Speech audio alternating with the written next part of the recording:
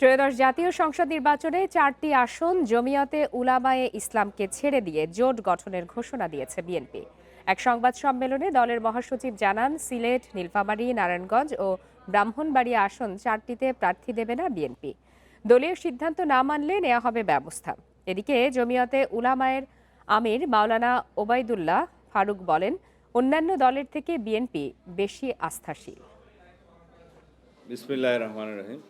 ত্রয়োদশ জাতীয় সংসদ নির্বাচনে জমিয়তে উলামায়ে ইসলামের সাথে জোটবদ্ধ হয়ে কতগুলো আসন ভাগাভাগি করবে এর বিস্তারিত তুলে ধরতে সংবাদ সম্মেলন করেন বিএনপির মহাসচিব মির্জা ফখরুল ইসলাম আলমগীর। বিজলি কেবলসের স্কিন কোটেড ইনসুলেশন আগুন প্রতিরোধী। বিজলি কেবলস, নিরাপদ আজীবন।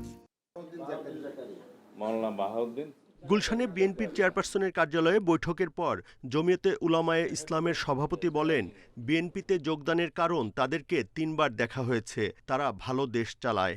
জাতীয়তাবাদী দলই অন্য দলের চাইতে বেশি আস্থাভাজন, যার কারণে জাতি ও দেশের কল্যাণের জন্য আমরা জাতীয়তাবাদী দল এই দেশের আস্থাভাজন একটা দল, যার হাতে এই দেশ সুপুর্দ করা যায়।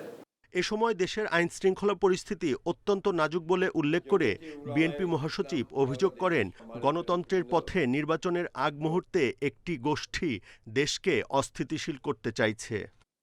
বাংলাদেশ এখন একটা ট্রানজিশনাল পিরিয়ডে আছে। আসন বন্টনের বিষয়ে সংবাদ সম্মেলনে জানানো হয়, নীলফামারী 1, সিলেট 5, ব্রাহ্মণবাড়িয়া 4 এবং নারায়ণগঞ্জ 2 এই 4টি আসনে বিএনপি কোনো প্রার্থী দিবে না। এসব আসনে জমিয়তে উলামায়ে ইসলাম বাংলাদেশ তাদের প্রতীক খেজুর গাছ নিয়ে প্রতিদ্বন্দ্বিতা করবেন। আমরা সংবিধানের প্রস্তাবনায় মহান আল্লাহর উপর আস্থা এবং বিশ্বাস পুনঃস্থাপন করব, যেটা শহীদ রাষ্ট্রপতি জিয়াউর রহমান 5ম সংশোধনের মাধ্যমে অন্তর্ভুক্ত করেছিলেন।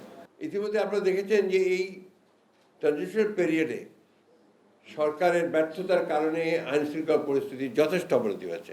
এই সংগঠনের জমিয়তে উলামায়ে ইসলামের বাংলাদেশের আমাদের অন্যান্য আসনগুলোতে তাদের কোনো প্রার্থী থাকবে না।